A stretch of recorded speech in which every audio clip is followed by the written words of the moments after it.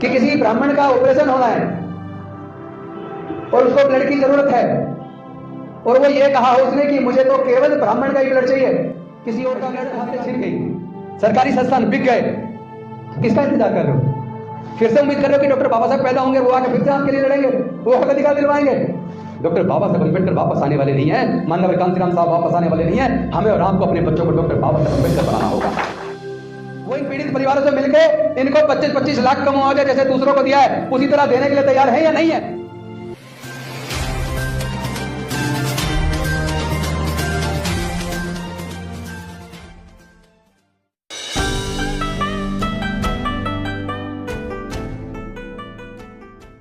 पूरे दुनिया में जाति नहीं है तो केवल भारत में जाति क्यों है? दूसरा सवाल यह, जातियां किसने बनाई और जाति के बनने से किसको फायदा हुआ, और जातियों के बनने से किसको हजारों साल से लगातार नुकसान हो रहा है? तो जिसने जाति बनाई, जिसको जाति से फायदा हो रहा है, वो जातियों को जिंदा रखना चाहता है, तो जिसको फायदा हो तो रखेगा, लेकिन जिसको जाति की वजह से नुकसान हो रहा है, जिसका जाति की वजह से हजारों साल से उत्पीड़न हो रहा है, वो जातियों को जिंदा क्यों रखे? क्या आप लोग देश के दलित, पिछड़े, आदिवासी, क्या आप लोगों ने अपनी जाति खत्म करने के लिए कुछ किया? जब आप अपनी बेटी का रिश्ता करते हैं, बेटे का रिश्ता करते हैं, तो आप भी तो अपनी जाति ढूंढते हैं। मुझे पूरे दुनिया से कोई एक एग्जांपल बता दो, एक सिंगल, पूरे दुनिया से, केवल भारत से नहीं, पूरे दुनिया से केवल एक एग्जांपल दिखा दो कि कोई व्यक्ति गंभीर रूप से बीमार हो जाए, डॉक्टर कहे भाई बड़ा ऑपरेशन होना है, 10 यूनिट ब्लड चाहिए,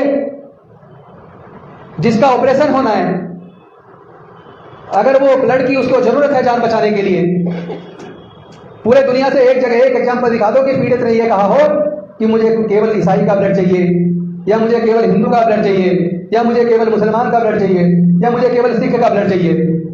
एक एग्जांपल बता दो। और पूरे भारत से मुझे एक एग्जांपल बता दो कि किसी ब्राह्मण का ऑपरेशन होना है और उसको ब्लड की जरूरत है, और वो ये कहा उसने कि मुझे तो केवल ब्राह्मण का ही ब्लड चाहिए, किसी और का ब्लड मैं स्वीकार नहीं करूंगा। केवल एक एग्जांपल दिखा दो। क्यों?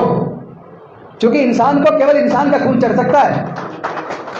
अगर इंसान को जानवर का खून चढ़ जाता तो वो किसी भी जानवर का खून लेके अपनी जान बचा लेते, लेकिन जब जान बचानी है तो कोई भी इंसान ब्लड दे दे, और जान बचने के बाद फिर जाति शुरू। जान बचाते हो तो जब ब्लड की जरूरत है तब जाति नहीं पूछ रहे, और जान बचने के बाद फिर वही जातियां। भाई ये बताओ, कोई तो बताओ, जितने लोग बैठे हैं देश में, दलित, पिछड़े, आदिवासी, पिछड़ों में अति पिछड़े, इन लोगों को 3500 साल तक पढ़ने क्यों नहीं दिया? 3500 साल तक उनको व्यापार करने पर बंदिश क्यों लगाई? क्या वो इंसान नहीं है? उनके संपत्ति रखने पर बंदिश क्यों लगाई? अगर वो इंसान है तो जो अधिकार बाकी लोगों के थे, जो अधिकार ब्राह्मण को था, क्षत्रिय और वैश्य को था, वही अधिकार बाकी शूद्रों को और अति शूद्रों को क्यों नहीं मिला? और कौन से वो धर्मशास्त्र है जिसने बंदिश लगाई?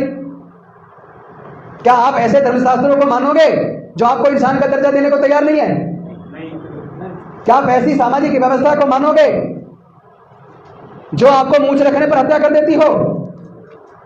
क्या आप ऐसी सामाजिक या धार्मिक व्यवस्था को मानोगे जो आपकी घड़ा झूलने पर हत्या कर देता हो? क्या आप ऐसी सामाजिक और धार्मिक व्यवस्था को स्वीकार करोगे जो आपकी बहन बेटी की इज्जत लूटकर उनकी हत्या कर देता हो? अंकिता भंडारी को 25 लाख मिले, सरकार का धन्यवाद। फास्ट ट्रैक कोर्ट में मुकदमा चले, मुलजिमों को सजा हो, इसके लिए सरकार कार्रवाई कर रही है, पर आपका धन्यवाद। पर मैं पूछना चाहता हूं, जो 6 दलितों की हत्या हुई उनको 25 लाख कब दोगे? उनके परिवारों को 25 लाख कब दोगे? क्या जाति देखकर न्याय दोगे? अगर ब्राह्मण, बनिया और ठाकुर में से किसी की हत्या हुई है तो आप तुरंत मुकदमा भी दर्ज करोगे, 25 लाख का, 50 लाख का मुआवजा भी दोगे, फास्ट ट्रैक कोर्ट में केस चला के सजा भी दोगे। हम इसका समर्थन करते हैं, दीजिए, आरोपियों को सजा होनी चाहिए। लेकिन जब दलित पिछड़े आदिवासियों की हत्या हो तो क्या उनको मुआवजा नहीं मिलना चाहिए? बताइए आप लोग, मिलना चाहिए नहीं मिलना चाहिए? क्या दोषियों को गिरफ्तार नहीं कर लेना चाहिए था? क्या उनका फास्ट ट्रैक कोर्ट में मुकदमा नहीं चलना चाहिए? तो अभी तक गिरफ्तारियां क्यों नहीं हुई? मैं उत्तराखंड के मुख्यमंत्री जी से पूछना चाहता हूं, धामी जी को यह बताना चाहिए, उत्तराखंड की जनता को, देश की जनता को, कि ये तो बाकी 6 हत्याएं दलितों की हुई हैं, अनुसूचित जाति जनजाति के लोगों की हुई हैं, इनके परिवारों को 25-25 लाख का मुआवजा कब तक दे दोगे? ये आज शाम तक स्पष्ट कर देना। इनके परिवारों को 25-25 लाख रुपए देने के साथ साथ अपराधियों की तुरंत गिरफ्तारी करना सुनिश्चित करिए और फास्ट ट्रैक कोर्ट में केस चला के तुरंत दोषियों को सजा दिलवाना सुनिश्चित कीजिए। और जो इन्वेस्टिगेटिंग ऑफिसर केस की जांच कर रहे हैं उनकी भी जांच कराइए कि अभी तक उन्होंने गिरफ्तारी की कार्रवाई में कोताही क्यों बरती। उनके ऊपर स्पेशल पब्लिक प्रोसिक्यूटर अपॉइंट कीजिए जो इस बात का ध्यान रखे कि जांच ठीक हो रही है या नहीं हो रही। क्योंकि एक वकील होने के नाते मैंने देखा है जांच अधिकारी जानबूझ के जांच में ऐसी कमजोरियां छोड़ देते हैं जिसकी वजह से दोषी बच जाते हैं, सजा नहीं हो पाती। तो तुम जल्दी से जल्दी ऐसे लोगों को गिरफ्तार भी करो और स्पेशल पब्लिक प्रोसिक्यूटर अपॉइंट करके उसकी जांच पे नजर रखो। और अगर आप नजर नहीं रखोगे, हमारे समाज के अंदर अब एक से एक काबिल वकील है, हम अपने वकीलों को भी जांच पे लगाएंगे कि आपकी जांच में क्या खामियां हैं। और जिन जांच अधिकारियों ने जानबूझ के जांच में कोताही बरती या जांच के अंदर ऐसे लूपहोल छोड़ दिए कि मुलजिम बाद में बच जाए, हाई कोर्ट के अंदर ऐसे जांच अधिकारियों के खिलाफ बाई नेम केस डालेंगे, हम छोड़ने वाले नहीं हैं। हमारे समाज के लोगों की जान इतनी सस्ती नहीं है जितनी आप समझ रहे हैं। ध्यान रखना, आप लोग हमें इंसान नहीं स्वीकार नहीं कर रहे। वोट लेते वक्त तो आप हाथ जोड़ के चले आते हो, तब हम ना अछूत हैं, ना दलित है, ना पिछड़े, ना आदिवासी हैं। तब वोट लेते वक्त तो तुम सारे हाथ जोड़ के आते हो, घर घर पर आते हो और जीत के सरकार बनाने के बाद पीड़ित परिवारों से मिलने का तुम्हारे पास टाइम नहीं है। अंकिता भंडारी के घर जाकर तो आप 25 लाख रुपए देकर आ रहे हो और तुम्हारे घर के 2-2.5-3 किलोमीटर की दूरी पे पीड़ित परिवार बैठे हैं। यहां पे मिलने आने में तुम्हारी इज्जत कम हो रही है, शर्म नहीं आती तुम्हें? अरे याद करो, जब तुमने मुख्यमंत्री की शपथ ली थी तो उस संविधान की शपथ लेते हुए आपने कहा था मैं सबके साथ न्याय करूंगा, निष्पक्ष रूप से सबके साथ एक जैसा बराबर का व्यवहार करूंगा, अमीर हो या गरीब हो, किसी भी जाति का हो, सबके साथ न्याय की दृष्टि से एक जैसा व्यवहार करूंगा। लेकिन जीतने के बाद आपके व्यवहार में तुरंत अंतर आ गया। एक को न्याय दे रहे हो, दूसरे के साथ अन्याय कर रहे हो, यह चलेगा नहीं। और तुम तो चीज क्या हो, हम तो तुम्हारे जो बॉस है ना मोदी जी, आने वाले समय में उनको भी जवाब देने वाले हैं। आप लोग क्या समझ रहे हो कि हम लोग जानवर हैं? हमारी कोई इज्जत नहीं है क्या? हमारी बहन बेटी की इज्जत लूट के हत्या कर रहे हो और सरकार कार्रवाई नहीं कर रही। हमारे युवाओं की मूंछ रखने पर हत्या कर रहे हो, गड़ा छूने पर हत्या कर रहे हो, घोड़ी पर बारात निकालने पर हमला कर रहे हो। और अगर हमने न्याय की मांग कर दी तो बस्तियां जला रहे हो। ये नहीं चलेगा। हमारे ये लालकुआ में भी ना एक अंजलि आर्या नाम की लड़की की भी हत्या कर दी, अभी वो मतलब 3-4 महीने। भाई एक बात बता दो मुझे, हत्याएं तो रोज हो रही हैं। आज हम सोच रहे हैं इनकी हुई है, हमारी नहीं हुई, हम क्यों इनके साथ खड़े हों? ध्यान रखना, अगर एक के साथ जुर्म होता उसके साथ नहीं खड़े होगे तो नंबर तुम्हारा भी आने वाला है। लेकिन इसका इलाज अब केवल धरना प्रदर्शन नहीं है। दौलत जी, अगर आपने लड़ाई को सही दिशा में नहीं लड़ा तो लड़ाई हार जाओगे। मछली की आंख पे तीर मारो, दाएं बाएं तीर चलाने का कोई फायदा नहीं है। जो सामाजिक व्यवस्था हमें गुलाम बनाए रखना चाहती है, जो सामाजिक व्यवस्था हमें हिंदू मानती नहीं है, जो सामाजिक व्यवस्था हमारे साथ जाति की वजह से लगातार उत्पीड़न कर रही है, जो सामाजिक व्यवस्था जाति की वजह से हमारे मूंछ रखने पर, गला छूने पर हत्या कर रही है, अगर हम हिंदू हैं तो मंदिर में प्रवेश करने पर हमारी हत्या क्यों? अगर हम हिंदू हैं तो भगवान की मूर्ति छूने पर हमारी हत्या क्यों?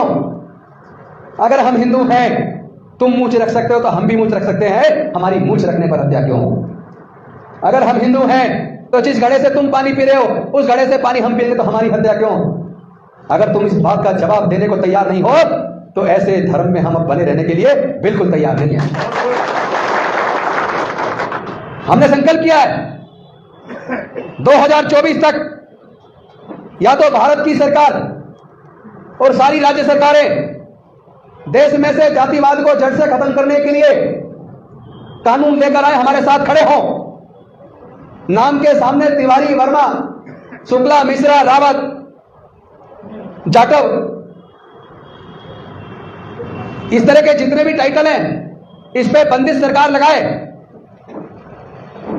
और अगर ये जातियों को खत्म करने के लिए तैयार नहीं है, अगर ये जाति के आधार पर हमारे उत्पीड़न को खत्म करने के लिए तैयार नहीं है, तो 2025 तक 10 करोड़ से ज्यादा लोग भारत में बौद्ध धर्म की दीक्षा लेंगे। मैं बता रहा हूं।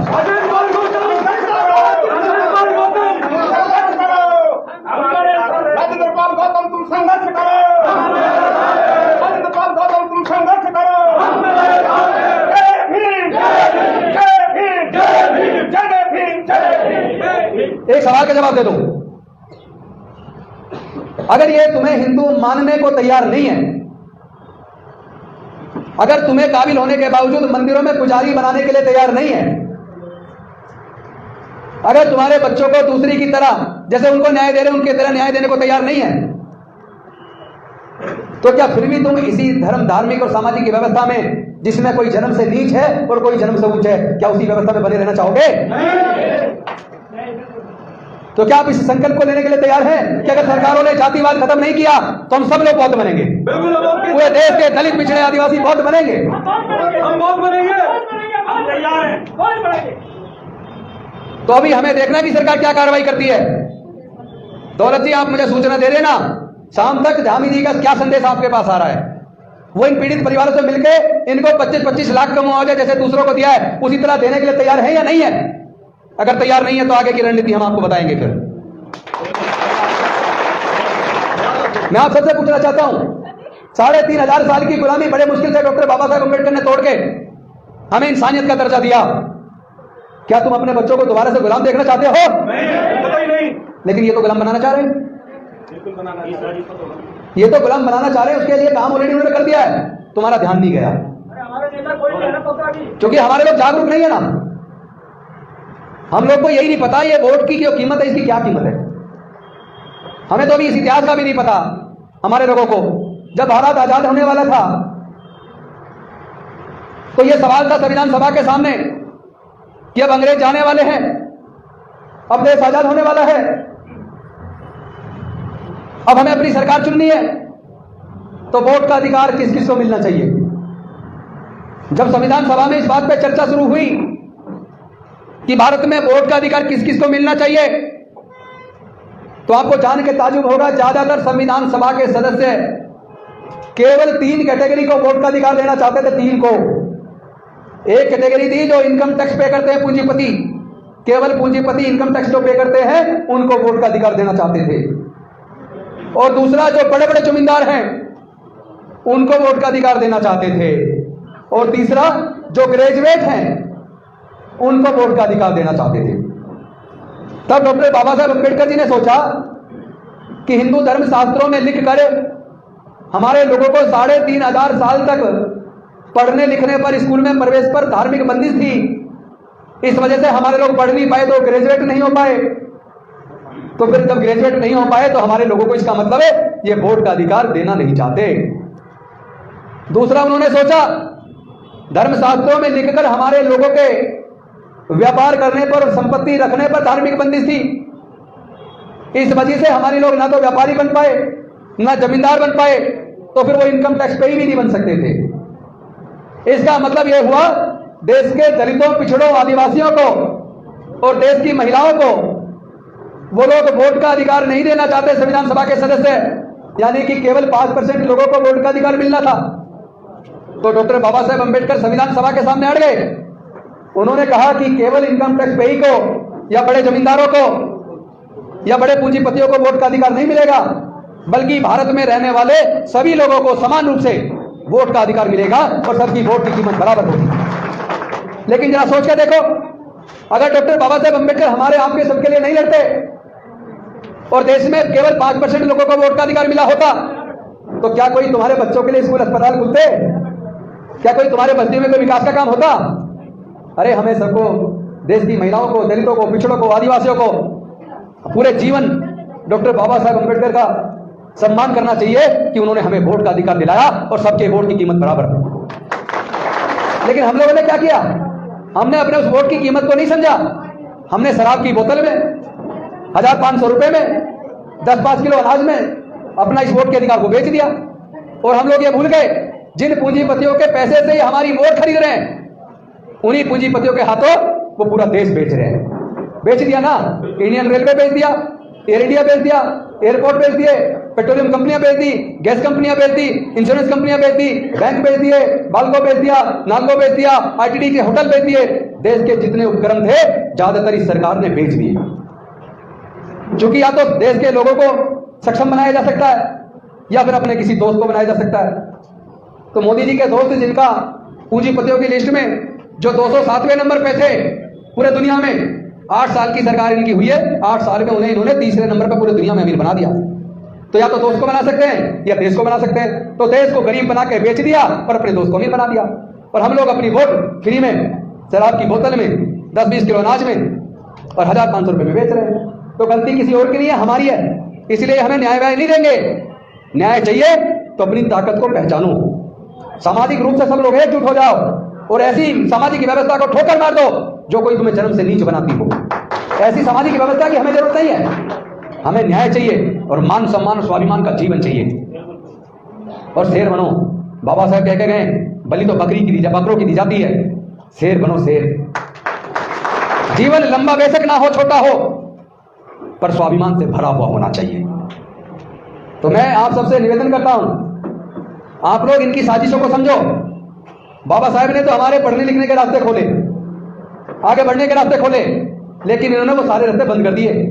इन्होंने धीरे धीरे एजुकेशन इतनी महंगी कर दी कि हमारे लोग पढ़ ही ना पाए और सरकारी स्कूलों को इतना बेकार कर दिया जहां से पढ़ के केवल मजदूर पैदा हो, कोई अफसर पैदा ना हो। जानते हैं सब क्यों किया? अब मैं केवल 3-2 मिनट और बोलूंगा, इससे ज्यादा नहीं, क्योंकि ये खुलासा करना बहुत जरूरी है। हमारे लोग ज्यादा सोचते नहीं, चिंतन नहीं करते। हमने इस पे सर्वे किया कि देश के सर्वोच्च न्यायालय और उच्च न्यायालयों में जितने जज हैं वो सरकारी स्कूल से पढ़े हैं या प्राइवेट से पढ़े हैं। दूसरा, हमने ये सर्वे किया, देश में जितने ब्यूरोक्रेट्स हैं, IAS, IPS, डॉक्टर, इंजीनियर, जज, कलेक्टर, साइंटिस्ट, प्रोफेसर, वो सरकारी स्कूल से पढ़े हैं या प्राइवेट से पढ़े हैं। तो हमारे सर्वे में ये रिजल्ट निकल कर आया कि 98% हाईकोर्ट, सुप्रीम कोर्ट के जज, ब्यूरोक्रेट्स, डॉक्टर, इंजीनियर, जज, कलेक्टर, साइंटिस्ट, प्रोफेसर, वो सरकारी स्कूलों से पढ़े हैं। इसका मतलब सरकारी स्कूल तो बहुत अच्छे थे।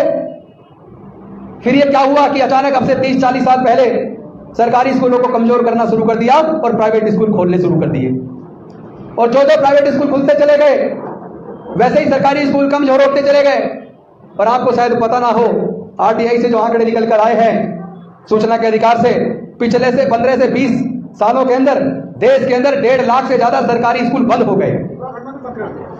मैं कह रहा हूं पूरे देश में 1.5 लाख से ज्यादा सरकारी स्कूल पिछले 15 से 20 सालों में बंद हो गए। क्या देश की जनसंख्या कम हो गई है? जनसंख्या तो बढ़ी है। इसका मतलब सरकारी स्कूल और ज्यादा खुलने चाहिए थे। फिर सरकारी स्कूल बंद क्यों हुए? बंद इसलिए हुए, उनको ये तकलीफ हो गई कि सरकारी स्कूलों से पढ़ के गरीबों के बच्चे इंजीनियर बनने लगे, डॉक्टर बनने लगे, जज बनने लगे, कलेक्टर बनने लगे, प्रोफेसर बनने लगे, साइंटिस्ट बनने लगे। अगर इसी तरह गरीबों के बच्चे पढ़ेंगे तो उनकी फैक्ट्रियों में सस्ते मजदूर कहां से आएंगे? वो आप लोगों को मजदूर बनाए रखना चाहते हैं। और जैसे ही आप पढ़ लिख के आगे बढ़ते हो, जुल्म के खिलाफ बोलते हो, तो कहते हैं ऊंची आवाज में बोल रहा है, तभी ये हत्याएं हो रही हैं। ये हत्याएं इसलिए हो रही है, उन्हें आपका स्वाभिमान से जीना अखरता है, उन्हें आपका थोड़ा सा भी तरक्की करना अखरता है, और इसीलिए चुप्पी साध के बैठ जाते हैं हमारी हत्याओं पे। लेकिन तुम चुप्पी साध सकते हो, हमारी जुबान को बंद नहीं कर सकते। और धमकी देने वालों को मैं कह देना चाहता हूं कि तुम अपने भविष्य के बारे में सोच लो। बहुत जल्दी तुम लोग आत्ममत में आने वाले हो, पूरा भारत पौधे में बनेगा। जो लोग जुल्म के शिकार हैं उनकी संख्या 80% से ज्यादा है। और जो जुल्म करने वाले हैं उनकी संख्या 5% से भी कम है। तो 80% लोग अब जुल्म सहने के लिए तैयार नहीं है। वो आने वाले समय में ऐसी सामाजिक व्यवस्था को लात मारने वाले हैं जो उन्हें गुलाम बनाती है। तो बौद्ध में भारत तो बनेगा।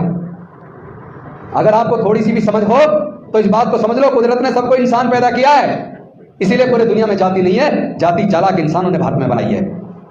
दुनिया को 550 साल पहले सिख धर्म मिला, दुनिया को 1400 साल पहले इस्लाम मिला, दुनिया को 2000 साल पहले ईसाई धर्म मिला, दुनिया को 2550 साल पहले बौद्ध धर्म मिला, दुनिया को 2500 साल पहले जैन धर्म मिला, और दुनिया को लगभग 3500 साल पहले ब्राह्मणिकल धर्म, जिसे सनातन धर्म, वैदिक धर्म, कुछ भी कह लीजिए, वो मिला। लेकिन जब कोई दुनिया में धर्म नहीं था, तब हड़प्पा संस्कृति के टाइम पर हमारे 200 विकसित नगर थे, हमारे घरों में कुएं होते थे, टॉयलेट होता था, नाले ढके हुए होते थे। तो इसका मतलब हमारे पूर्वज उस विकसित संस्कृति के मालिक थे, हमारे पूर्वज विकसित संस्कृति के मालिक थे। तो इसका मतलब स्पष्ट है, जाति बाद में बनी है, पहले नहीं थी। धर्म भी बाद में बने, पहले नहीं थे। इंसान पहले से है। चालाक इंसानों ने जातियां बनाकर हमारा धर्म शास्त्रों में लिखकर पढ़ाई लिखाई, व्यापार, संपत्ति सबसे हमें दूर रखकर हमारा बेड़ा गर्क किया है। इसलिए मैं आपसे निवेदन करता हूं, कम से कम आप तो अपनी आंखें खोलो। इतने लोग हमारे मर रहे हैं, एजुकेशन हाथ से छिन गई, सरकारी संस्थान बिक गए, किसका इंतजार कर रहे हो? फिर से उम्मीद कर रहे हो कि डॉक्टर बाबा साहब पैदा होंगे, वो आके फिर से आपके लिए लड़ेंगे, वो हक अधिकार दिलवाएंगे? डॉक्टर बाबा साहब अम्बेडकर वापस आने वाले नहीं है, माननीय कांशीराम साहब वापस आने वाले नहीं है। हमें और आपको अपने बच्चों को डॉक्टर बाबा साहब अम्बेडकर बनाना होगा, हमें और आपको अपने बच्चों को शहीद भगत सिंह बनाना होगा, हमें और आपको अपने बच्चों को शहीद उधम सिंह बनाना होगा। हम लड़ेंगे, हम जीतेंगे। लेकिन ये लड़ाई, अगर इसमें कोई चीज बाधा है तो वो ये है, वो जातिवाद इसलिए जिंदा रखना चाहते हैं क्योंकि उन्हें जाति और बनाए रखने से फायदा है। आप जाति किस लिए जिंदा रखे हो? आप तो आपस में रोटी बेटी का रिश्ता शुरू करो। आप तो जातिवाद को खत्म करने के लिए मन से तैयार हो जाओ। जिस दिन आप लोगों ने अपने अंदर, अपने बीच में फैले जातिवाद को खत्म कर दिया, उनकी हिम्मत नहीं है कि आपकी तरफ आंख उठा के देख ले। क्या आप जातियों को छोड़ने को तैयार हो? आवाज हल्की है? तैयार हैं? तो मैं एक नारा दूंगा, जाति छोड़ो। आप नारा देना, समाज छोड़ो। जाति छोड़ो, जाति छोड़ो, जाति छोड़ो, जाति छोड़ो। अब मैं नारा दूंगा, बौद्ध धर्म की क्या पहचान? आप कहेंगे मानव मानव एक समान। बौद्ध धर्म की क्या पहचान? बौद्ध धर्म की क्या पहचान? बौद्ध धर्म की क्या पहचान? जय जय जय जय जय भीम, जय जय जय जय जय भीम, जय जय जय जय जय भीम। बहुत बहुत धन्यवाद। नमो बुद्धाय, जय भीम।